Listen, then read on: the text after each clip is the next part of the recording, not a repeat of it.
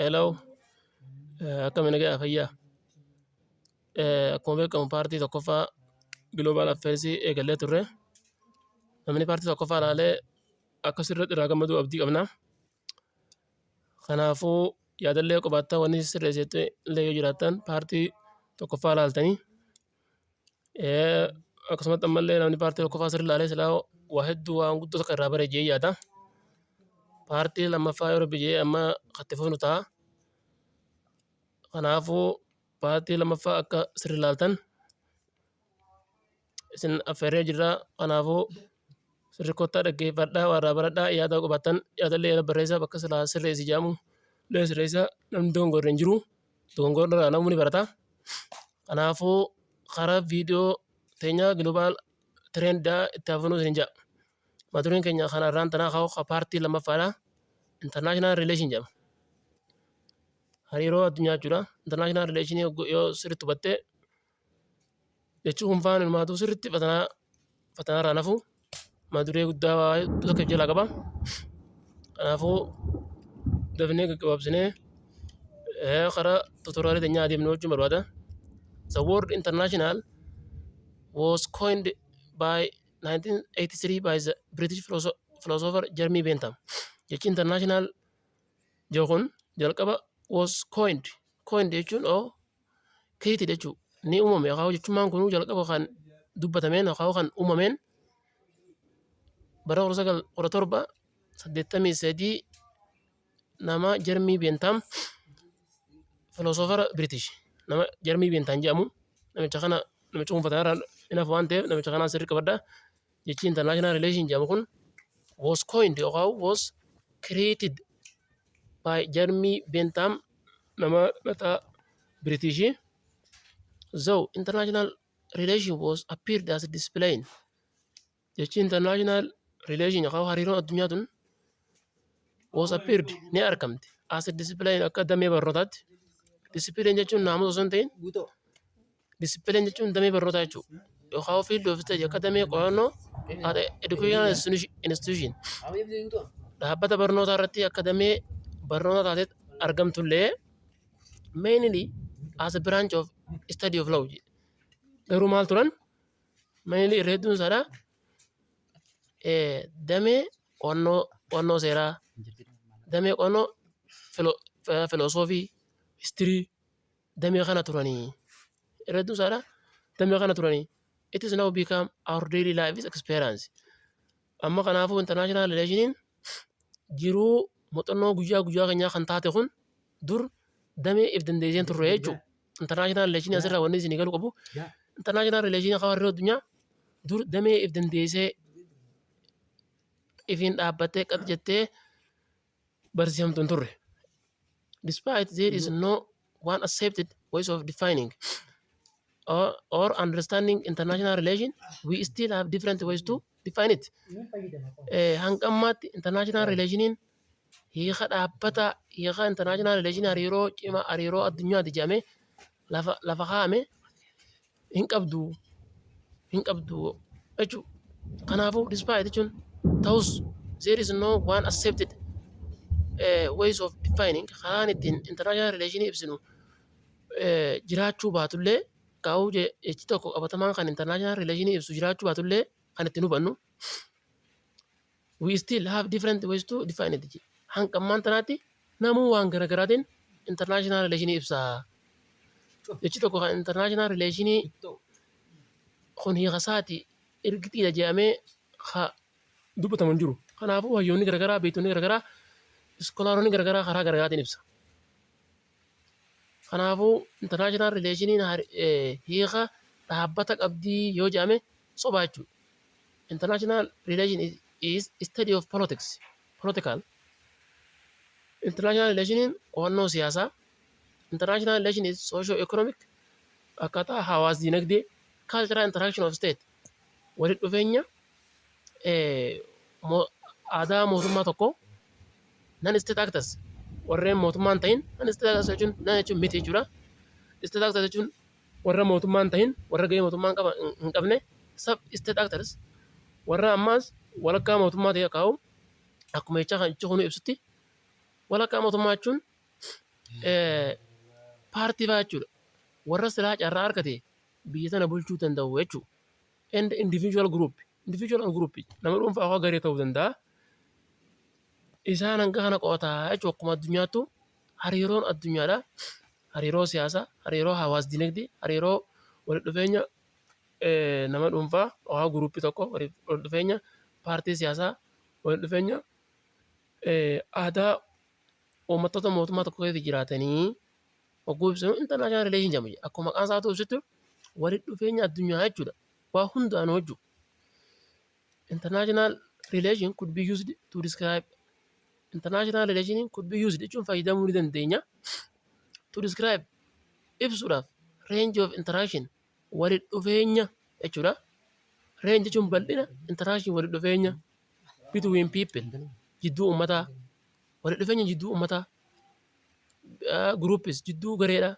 Firms jechuun warshaalee garaagaraa association dhaabbata garaagaraa parties akkasumallee paartiilee siyaasaa haa paartii fedhaa ta'u nation sabaa fi or state mootummaa tokkoo walitti dhufeenya NGO non government organization NGO and international government organization dhaabbata mootummaa addunyaa walitti dhufeenya isaan kana hunda ogguu ibsinu maal jennaan international relation jennaan.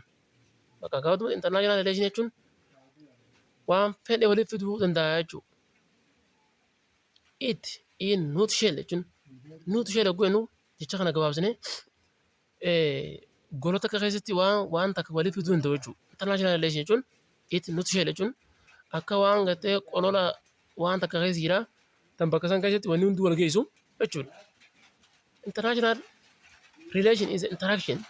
International hariiroo addunyaadha between people, between or among internal national jidduu dhooqaa'u walitti dhufeenya beyond one state biyya takka oliiti biyya takka bichaa hin ta'in international jechuun biyyoota hedduu jechuudha yookaan hamma tuqeet beyond one state biyya takka ol biyya takka bichaa miti jechuudha. Actors such as state on various issues biyyoonni takka biyyoonni yookaan mootummoonni garaagaraa dhimma garaagaraa irratti isaan walitti dhufuu danda'an sadarkaa garaagaraatti jechuudha. Kanaafuu international relation jechuun hariiroo biyyoonni hedduun yookaan biyya bichaa osoo hin ta'in warshaaleen garaagaraa dhaabbanni garaagaraa dhaabbanni barnoota hundinuu walitti dhufuu danda'u international relation jennaan. So international relation was involved throughout history of humankind. International relation seenaa ilma namaa keessatti waa hedduu keessa dabarte involved jechuun adeemsa hedduu keessa dabarte history of humankind jechuun seenaa ilma namaa keessatti. It was developed international relation ni guddatte. It was developed ni guddatte jechuudha. Become major concern. Maal taate? Major concern jechuun xiyyeeffannoo guddoo taate international politics siyaasa addunyaa keessatti keessaafuu after the Westphalian Treaty on 1648 erga Westphalian Treaty waliigaltee Westphalian Treaty booda international relationiin guddatteeti hariiroo addunyaa guddatteeti xiyyeeffannoo siyaasa addunyaa taate jedhamee beekama jechuudha. Kanaafuu international relationiin yoom booda xiyyeeffannoo argattee kan jedhamu Westphalian Treaty dha. Westphalian Treaty bara 1648 kan taasifame. In medieval Europe giddugaleessa Awurooppaa keessatti there were two institutions dhaabbata lama gurguddaa ture. The Catholic Church and the Empire. Catholic Church fi Empire. Mana amantaa Kaatolikiitii fi Empire guddichaa biyyattii bulchuu ture. Bara giddugaleessaa keessa. Bara giddugaleessaa Awurooppaa jechuun jaarraa shanaffaa irraa hanga jaarraa 15ffaa jidduu Empire gurguddaa lamaan kanaa ture. The Roman Empire was established in 10th century in Central Europe. Roman Empire kan Empire Romaadha was established ni hundaa'e jaarraa 14ffaa giddugaleessa Awurooppaatti hundaa'e.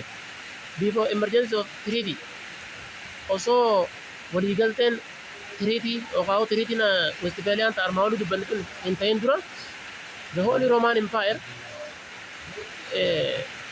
Holy Roman Empire manni amantaa qulqulluu Roomaadha Empire Roomaadha was loosely structured federation caasaan isaadha loosely jechuun laafaa jechuudha structured jechuun caasaan isaa haa federation akkaataan hundeeffama isaadha ni laafa ture yookaan ni laafate many hundreds of separate political unity in Europe yeroo dheeraadhaaf dhaloota hedduudhaaf addaan ba'ee tureeti hedduu laaffate.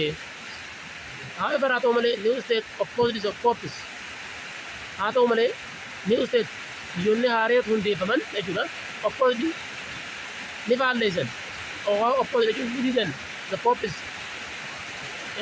qeensi yookaan qeensicha biyya bulchuu kana ni didan impeerara on universal kalleedha sadarkaa biyyaatti obbuu yookaan sadarkaa addunyaatti obbuu jedhu Awurooppaan akkuma jirtutti namuu apooppiin bulchus impeerarri bulchus namuu irra deebi'ee birmadummaa mataasaa eeggachuu eegale jechuudha. This one has observed in Italy. Fakkeenyaaf Itaalii keessa impeerara faalleessuun turee jira. Firaansi keessa turee jira. Jarmanii keessa turee jira. Ingilaand keessa turee jira.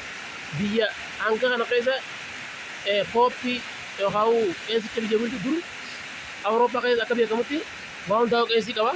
Waa biyyattii qeensii hoogganaa impeerarri ni jira. Biyyoonni Itaalii, Firaansii fi Jarmanii fi Ingilaandi biyya pooppii fi impeeraraan bulaa turtedha.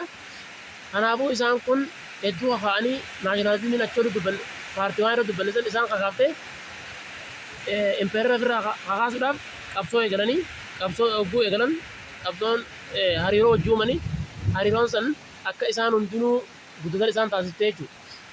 Kabira state and the state come to make itself independent and self-governing. Biyyoonni Itaalii, Firaansi, Jarmanii fi Ingilaandi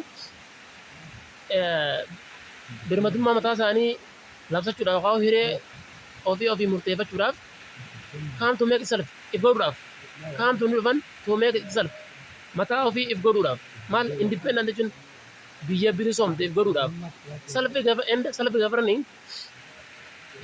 mootummaa ofiin of bulchu ta'uudhaaf karaa kana garagalanii ogguu independent yookaan bilisummaa barbaaduudhaaf gaa impeeraraat isaan gubbaa jira waan ta'eef qabsoo isaan fe'isaa qabsoo godhuu eegalanii qabsoo godhuu ogguu eegalan hariiroo wajjii uuman akkaataa biyyi takka dura bilisoomtu akkaataa biyyi takka itti dura bilisoomtu walirraa ilaalanii hariiroo addunyaadhaa walii uumanii biyyoonni hedduun sababaa isaaniitiin isaanii wajjin hariiroo uummatee muuxannoo isaaniirraa fudhatee achi booda biyyoonni hedduun isaanirra laallatee akkuma addunyaattu biyyi hedduun bilisummaa mataa fi labsachuu eegaltee jechuudha.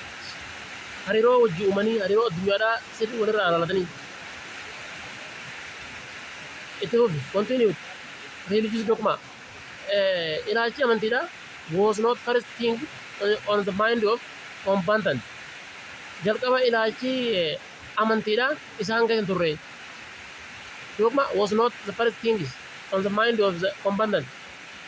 Warra waraanaa keessa jirus combatant jechuun waraana jechuudha. Warri waraana keessa jiru waa'een amantiidhaa isaan keessa turre. Instead bakka sanii the war was concerned with which state should have hegemony or dominance over Europe. Waraanni mootummaan to'achuu qaba how should have hegemony or dominance over Europe. Europe irratti to'annaa guddaa gaggeessuu qabaadha amma. Kaayyoon kombatantii yookaan waariidha. Kombatantii jechuun warra waraanaa jechuudha. Kaayyoon isaanii jalqaba maal hin turre amantiin turre. Westphalian achi booda gamma. Westphalian Treaty was based now for the end of 30 years war between Holy Roman Empire most of states were Catholic and Protestant states. Holy Roman Empire inga amman tana lolli guddaan ni ture kan Europe keessa Westphalian Treaty ni dhufte. Westphalian Treaty was based on jamtee beekamti for the end of 13 years. Uh, Indi for the Indi fixu haadhuma lola waggaa soddomaa kan lola waggaa soddomaa fixe jedhamtee beekamti. Jidduu eenyu eenyu waar lola jidduu between jidduu Holy Roman Empire Holy Roman Empire haa qulqulluu Empire Roomaa jidduu fi jidduu Protestant State mootummaa Protestantii jidduu lola waggaa soddomii ture.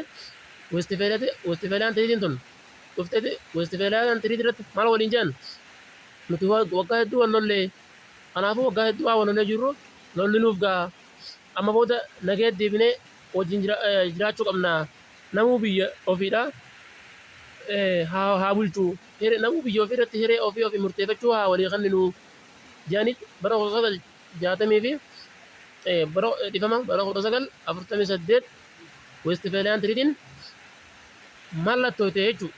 Kanaafuu Westphalian Treaty lola waggaa 30 kan Holy Roman Empire fi Protestant State biyya Protestantiin bultuu fi biyya Holy Roman Empire jidduu kan fixe jedhamtee taa'uutan lola waggaa 30 tan dhaabdi jedhamtee tan beekamtu maali? Westphalian Treaty dha jechuudha. It was contracted. It ogwennu Westphalian Treaty jechuudha. Was conducted ni gaggeeffamte between the Holy Roman Empire jidduu mana amantaa qulqulluu Roomaatii fi and the rulers of Spain. Holy Roman Empire kan jennuun tokko biyya Spain, Australia on the Catholic side warreen karaa Catholic jiran versus Protestant State. Versus jechuun enda Ohio jechuudha. Warreen cinaa Ohio warreen Protestant State jechuun warra biyya Protestantii hordofan kanneen akka Sweden, Denmark and allied with France illee wajjin tokkomte which was Catholic State. France illee maal turte Catholic State jirti. But garuu anti Spain and Australia garuu faallaa Spain fi Australia turte. Kanaafuu as keessatti Holy Roman Empire biyyi jedhamtee beekamtu yeroo tana Spain Australia akkasuma malee France Protestant State jedhamtee biyyi beekamtu immoo Sweden fi Denmark. Held on the Westphalian City which is Westphalian Treaty tun held jechuun ni gaggeeffamte on the Westphalian City magaalaa guddoo Westphalia City jedhamtu magaalaan san maali Munsterii fi Onsberg magaalaa tana gaggeeffamte waliigalteen tun. And Treaty waliigalteen tun beekamni taate known as Westphalian Treaty yookaan Westphalian Agreement jedhamtee beekamti. Magaalaa isirra waan waliigalteen tun taateef magaalaa Westphalian Treaty yookaan waliigaltee Westphalian Treaty jedhamti. Kanaafuu Westphalian Treaty federaalaa naftu waan ta'eef Westphalian Treaty lola waggaa 30 kan qulqulluu Roman Empire jidduu fi biyya Protestantii Statein bultu jidduu lola waggaa 30 ture tan fixe jedhamtee tan beekamtu Westphalian Treaty jedhamti. Magaalaan isiin itti gaggeeffamte Munsterii fi Onsberg. Kanaafuu hanga kana sirri qabannaan sirriitti fatanaan dalaguun nama dhibu jechuudha. Thus kanaafuu jechuudha. The conclusion of treaty has given amma gaa wanni nuti haasofnu Westphalian Treaty waan akkanaa jennee ogguu himne booda maaltu achirratti jedhama. Conclusion of treaty wanni conclusion jechuun achirra wanni ta'e yookaan wanni achirra goolabame goolabbii jechuudha. Goolabbiin tiriitiidha. Tiriitii yookaan waliigaltee Westphalian Treatyidha. State more power is international relation independent of the Europe. Biyyi akka addunyaatti paawarii guddaa qabdu Empire Europe keessatti akka bilisa harkattu asirratti jedhame kun. After this treaty erga Westphalian Treaty taasifamte waliigaltee sana booda international politics siyaasni addunyaadhaa was a matter of relation hariiroo addunyaa ta'e jechuudha between state and no other political unity. siyaasni biraa tokkolleen akka hin jirre jidduu isteetitti siyaasni biraa tokkolleen akka hin jirre tahee jechuudha. And state made themselves independent from Pope and Emperor jedhe. Kana malal pointiin cimtuun Westphalian Treaty booda state mootummoonni jiran made themselves ofii isaanii ni ta'an independent jechuun bilisummaa argatan from the Pope tan duraan Popein bulchaa ture Hawqeensiin and Emperor akkasuma biyyiin Emperorri bulchaa tures erga Westphalian Treatyin dhuftee booda bakka amma booda lolli nu ga'a Popinis bulchuun nu ga'a Popin akkuma fedhe nu godhe haa Emperorri akkuma ifin fedhu nu godhe nu bulchuun nu ga'a amma booda lolli nu ga'a asumarratti dhaabnaa biyyuuntinu hiree carraa ofii murteeffachuu namuu haa qabaatu namuu amantii fedhe haa hordofu namuu waan fedhe haa dalagatee haa jiraatu jedhame jechuudha. Amma booda Emperoraa fi Popii lubbuun namuu haa dhiisu asirra jedhame jechuudha. That why is this treaty become humaalenaan why maaliif this treaty waliigalteen tun beekamnaanas turning point for development of modern international relations.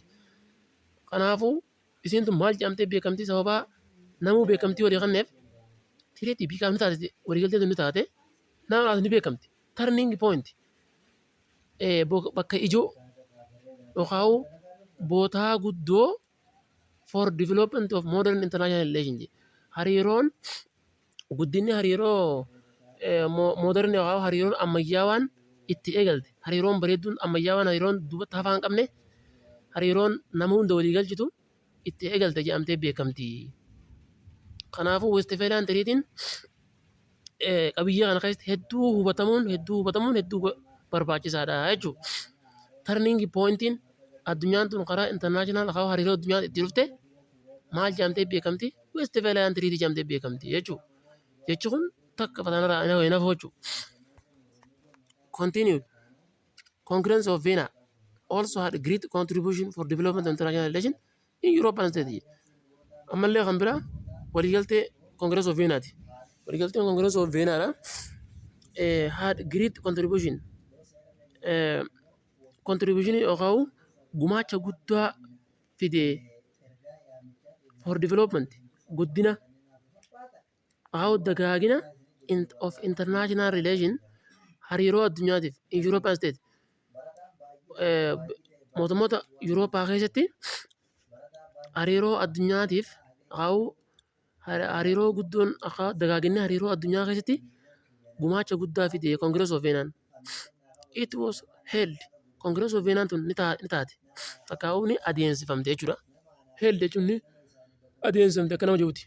From September of 1840 to June of 1850. September 18 hanga June 18 taasifamte waliigalteen tun. Waliigalteen tun yoom taasifamte jennaan Napoleon Bonaparte hedduu biyya Awurooppaa tana hedduu weeraree ture hedduu weeraree biyya humnaan qabatee humnaan jala galchuudhaaf hedduu waan tureef isa kana tasgabbeessanii biyyi hundinuu biyyinni qabate hundinuu bilisa baatee akka jiraattu godhuudhaaf waliigaltee taasifamtedha. After downfall of Napoleon Bonaparte erga Napoleon Bonaparte yookaan empire beekamaadha. Napoleon Bonaparte jechuun maqaa namaati. Akkuma gaazexii keessatti jirutti Napoleon Bonaparte jechuun nama beekamaadha. The Congress was held to create balance among the European states. Congress was held. Congress of Vienna was held ni adeemsifamte to create umuudhaaf a balance umuudhaaf among the European powers. Warreen Awurooppaanota aangoo qaban jidduutti namuu aangoo walqixaa umuudhaaf and to maintain peace. Nageenya itti fufsiisuudhaaf waliigaltee taasifamtedha. Maaf jennaan Napoleon Bonaparte biyya hedduu qabatee waan jiruuf atileen biyya gadhiisi atileen biyya irra deebii namuu biyya ifiidhaa bulchee haa bulchuu namuu hiree ofii murteeffatu jechuudhaaf Congress of Vienna taasifamte jechuudha. Congress of Vienna fi tiriitiin yookaan wucaalee tiriitiin akka waliin fakkaanne jechuudha. Congress of Vienna Napoleon Bonaparte eega kufee booda warreen Awurooppaa gidduutti baalaansii aangoo uumuudhaaf akkaataa nageenya itti fufsiisuudhaaf waliigaltee taasifamteedha. Wucaalee Westphalian Treaty immoo lola waggaa 30 Holy Roman Empire fi Protestant State gidduutti taasifamte xumuruudhaaf kan dhufe. Kanaafuu Congress of Vienna fi Westphalian Treaty waliin fakkaatu jechuudha. Itti fufi. Congress of Vienna was held ni adeemsifamte with objective. Kanaan bakka tana maa bakka hubatamu qabu. Kaayyoon isaa maali? Objective of restoring old empire, all the boundaries of European state. Congress of Vienna wanni adeemsifamteef kaayyoon objective jechuun kaayyoon restoring bakka deebisuudha. All the boundary of Europe. Daangaa Awurooppaanota ka duraanii san bakka deebisuudha. Daangaa isaanii bakka deebisuudhaaf. Napoleon Bonaparte hogguu biyyattii hogguu qabatu biyya hundaa'uu walitti afallaqeet bakka takkatti osoo daangaan hin beekamin daangaa malee bakka takka walii bulchaa ture. Biyyumaa'uu daangaa adda hin beektu. Kanaafuu biyyi takka biyyi inni bulchaa ture daanguma siitu adda hin beektu. Daangaan isiidhaa akka beekamu haa daangaa duraan ture san inni bakka takka deebisee buleemi waliigaltee Congress of Vienna booda daangaan duraan ture san akka bakka deebi'u. Kana mala garaagarummaan Congress of Vienna fi Westphalian Treaty. Kaayyoon Westphalian Treaty dha lola waggaa 30 fixuudha. Kaayyoon Congress of Vienna dha biyyoota Awurooppaa gidduutti walqixxummaa aangoo uumuu fi nageenyummaa fiduudha. Kabiraa daangaa biyyoota Awurooppaa kan osoo Napoleon Bonaparte hin qabatiin hin duraa ture san sanitti deebisuudha. In addition dabalataan after the nationalist nationalist jechuun namni nama sabboonummaa qabu nama warraaqsa hoogganu jechuudha. Lead revolution warraaqsa geesse were held in Europe. Revolution warraaqsi were held ni gaggeeffame Eurooppaa keessatti yarraa horasee lafaa keessa in the 19th century. Nation state emerged as a major international nation state. Sabni mootummaa qabu guddaan major state international actor akka actor ofaawu nama taphataa hariiroo addunyaa jedhameeti yeroo tana hundaa'e jechuudha. Kabiraa in the contemporary world addunyaa yeroo san wajjin turte akaa'u contemporary world jechuun waan takka yeroo wal fakkaataa keessatti adeemsifamte jechuudha. Contemporary jechuun addunyaa yeroo san warra wajjin ture keessa wal cinaa warra ture hariiroo wal cinaa jechuudha. As the end of 18th century dhuma jaarraa 18ffaadha new ways of manufacturing goods were invented in Europe. New ways of manufacturing goods karaa meeshaa itti oomishan were invented in Europe. Awurooppaa keessatti ni argatame. Jaarraa 18ffaa keessa dhuma jaarraa 18ffaa. After the industrial revolution erga warraaqsa industiriidha western state biyyoonni warri dhiyaa were need of new market magaalaa barbaadan. And labor force humna hojjettoota and they expand their relation hariiroo isaanii ni babal'isan keessaafuu karaa Afrikaadha. Maaliif jennaan karaan itti meeshaa oomishan Awurooppaa keessatti ni argame. Warshaan dhaabbatee warshaa kana kan dalagu akka ammaa kanatti maashiniin turre humna namaatti kan dalagu humna namaa argachuudhaaf tokko meeshaa dheedhii isaan barbaachisa. Lama humna namaa isaan barbaachisa. Tana godhuudhaaf hariiroo isaanii expand their relation hariiroo isaanii ni babal'isanii keessaafuu karaa Afrikaadha. Garuu haa ta'u malee later in quarter of 19th century dhuma jaarraa kaawwa walakkeessa jaarraa 19ffaadha.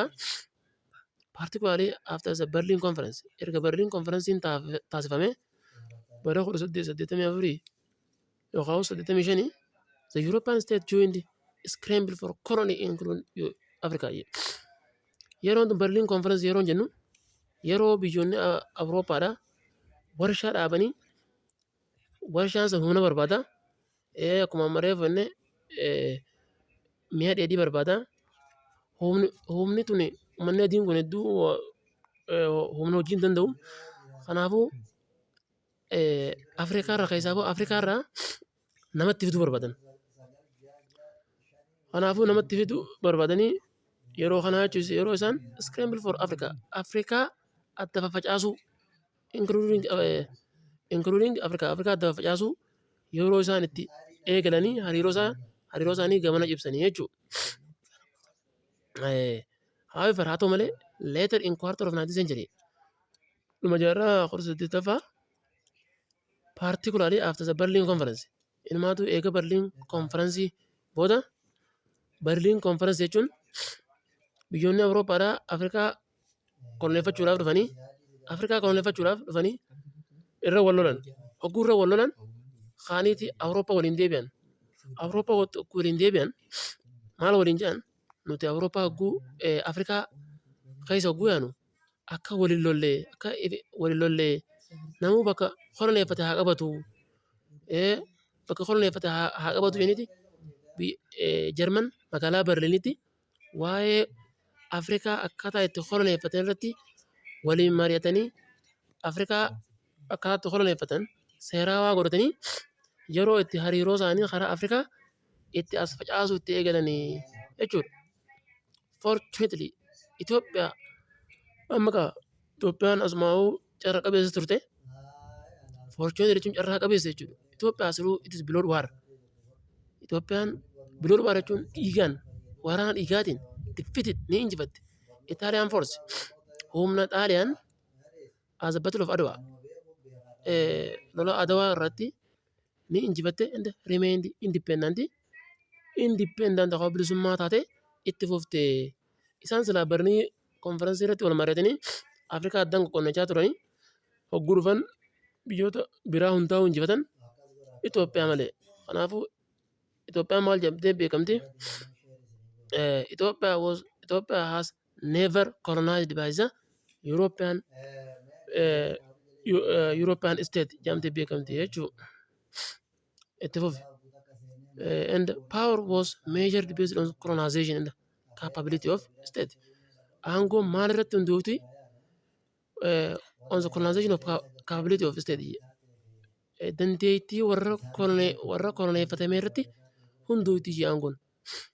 Once they have power tokko aangoo ni qaba. European ways of organizing international come to spread rest of the world. European ways of organizing Europeanonni kanaan ittiin organizing jechuun ittiin qindeessan international relation hariiroo addunyaadhaa come to spread babal'ifamuu dhufte to the rest of the world. Karaa addunyaa hundaattuu haaluma amma jenne kanaan kaan koloniidhaan hedduu isaadhaa koloniidhaan hariiroo isaanii babal'isaa turanii. Garuu haa ta'u malee colonized state biyyi koloneeffatamte start ni eegalte movement for independent bilisummaadhaaf sochii eegalte. Egaa biyyi takka hogguu koloneeffatamtu hin ta'isu firraa faccisuu eegalan jechuudha. Decolonization jechuun independent bilisummaadhaaf sochii eegalu jechuudha. In this regard ilaa amma haala kana keessatti Itoophiyaan victory injifannoon Itoophiyaadhaa over Italy isin Itaaliirratti argatte has encouraged ni jajjabeeffama.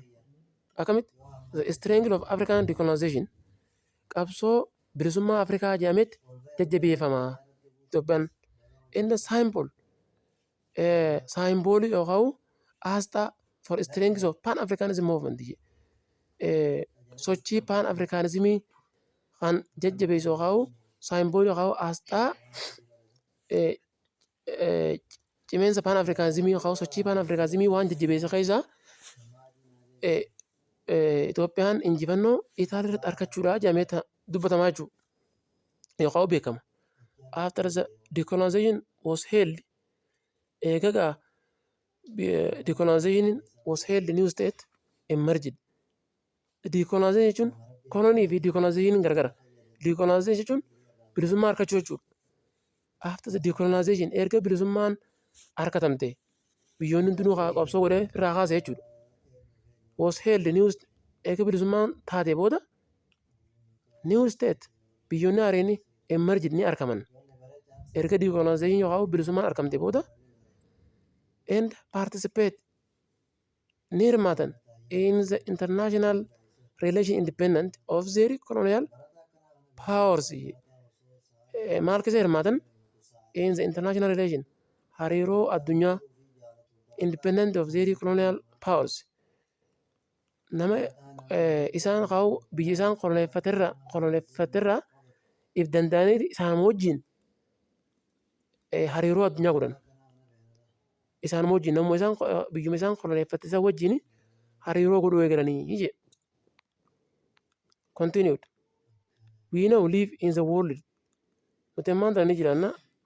We know where it is impossible to isolate our experience and transaction from international dimension. Duniyaan nuti maqaa keessa jirru sun where bakka nuti impossible in danda'amu to isolate adda baasuudhaaf our experience muuxannoo teenya and the transaction gurguraa fi nagada keenya waan gurguruu fi waan binnu from international dimension hariiroo addunyaarraa waan goonu takkallee ammaan tana adda baasuu hin dandeenyu. Kanaafuu international relationiin bakka hojii nuti guyyuu keenya dalaynu jechuudha bakka ammaan tana. Maal jennaan wanti takka asitti dalaytee bakka achi gamas jirti wanni Awurooppaa dalagamtee sa'a ammaan na bira jirti.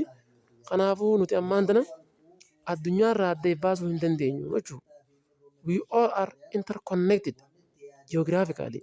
Nuti hundinuu lafaan wal quunnamnee jirra. Religiously amantii walii qabna.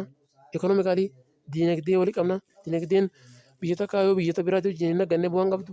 Intellectual jechuun beekumsaan akka fakkeenyaaf iskoolashiippii walii kennu fa'a soosho kaalcharal akkaataa aadaa waan kana hundaanuu walitti dhufeenya guddaa qabna. Kanaafuu addunyaa kanarraa adda baachuus hin danda'amu jechuudha.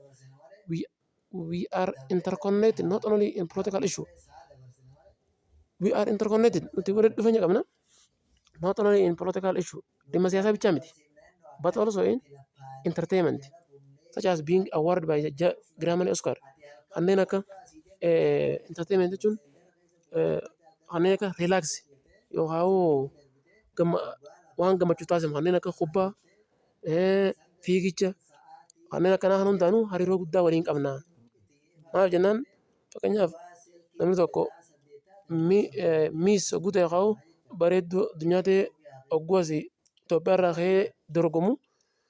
Kanaafuu nuti karaa entertainmentiitiinis hariiroo cimaa qabna jechuudha.